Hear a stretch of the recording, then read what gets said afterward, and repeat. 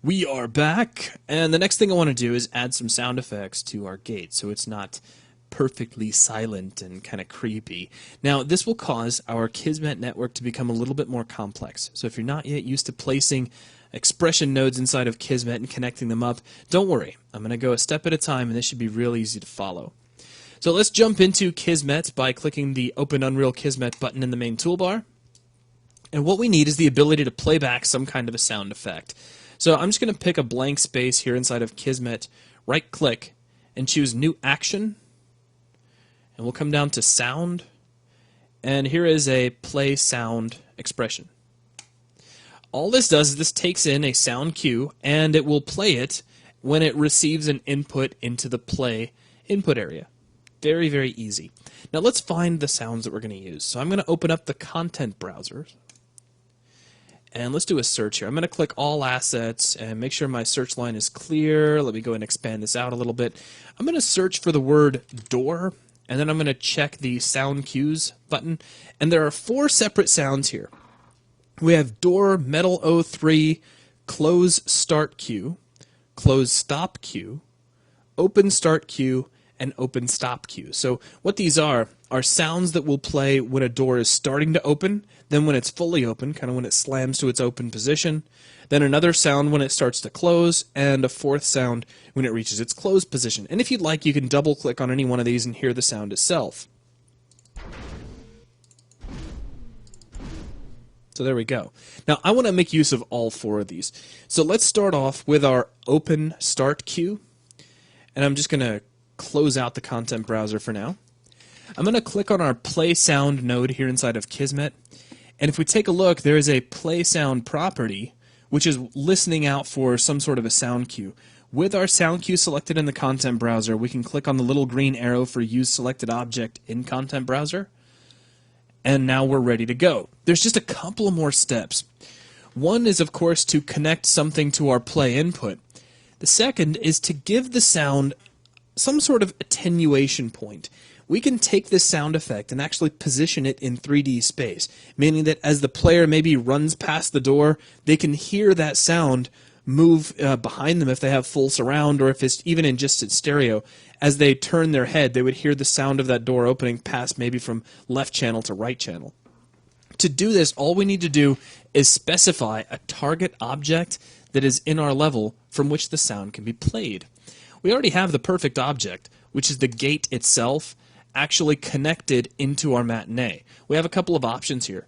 We could just drag the little target input at the bottom of our play sound right into our interpactor, or if that starts to get a little bit complicated and you don't want to see a whole bunch of wires running around everywhere, we could select our interpactor variable, hit Control-C, and then Control-V to copy and paste it.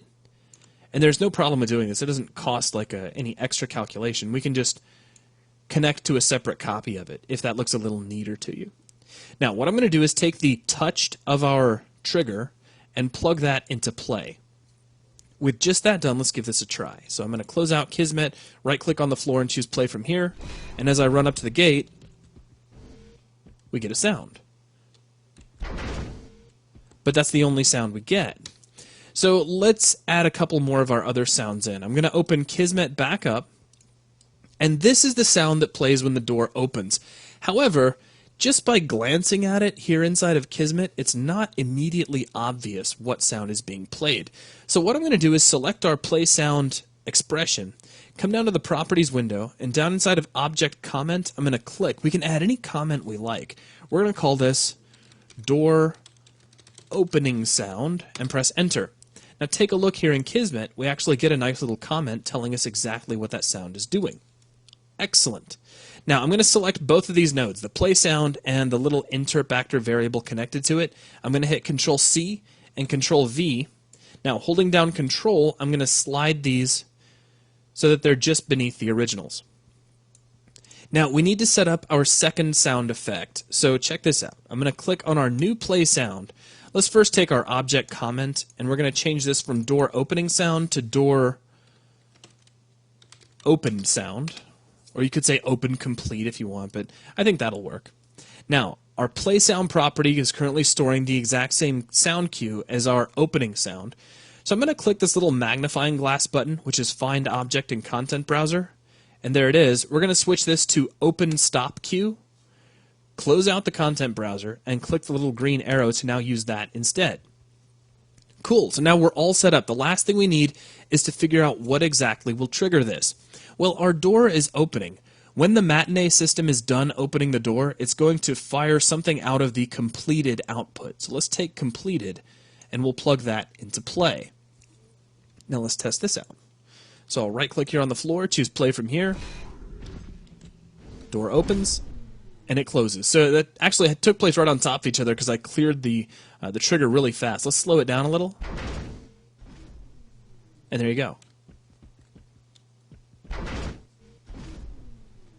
So you can actually hear the playback of the door. As soon as it reaches its open position, we get a second sound effect. All right, we're almost done. Let's go ahead and add our closing sounds as well.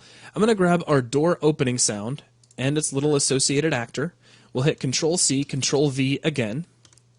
And I'm going to slide this guy over here and change his object comment first thing. So we'll select him, come down to opening sound. We're going to change opening to closing. And then just to be on the kind of expedient side, let's grab both of these again, and let's just hit Control-V because we've already got it in the clipboard, so we can just paste it again. And this time I'll take our object comment and change opening to closed. And let's put a little space in there. Now let's swap out our sound effects. So I'll start off with closing sound and come down to play sound, click our magnifying glass button, and we're going to choose close start cue. Close out the content browser and click our Use Selected Object in Content Browser button. Now let's grab our door close sound, click the magnifying glass yet again, and we'll choose our close stop sound effect, and then use that here in this sound. So now we've got our closing and then fully closed sound. Now our closing is going to be triggered from our reversed. Actually, that's not true. Excuse me. Our closing is going to be fired off from our untouched. As soon as we lose contact with our trigger's contact radius, then our door is immediately going to start to close. As soon as that happens, we want our closing sound effect to play. So I'm going to go all the way from the untouched of our trigger and plug this into the play. And you see how this starts to make our network a little more complicated because we have wires kind of overlapping everything.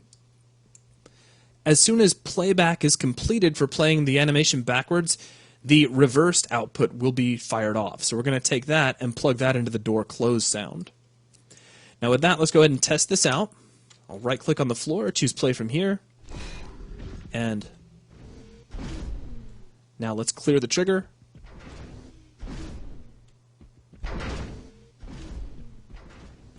We have opening and closing sound effects. So there we go. Our sound effects are done. Now I am getting some rebuild lighting and viewport warnings when I play here inside the editor. So what I'm going to do is end this video. Be sure to save your level, and then off camera I'm actually going to do a lighting rebuild so we don't get those errors anymore. But that will wrap things up for this video. Thanks a lot.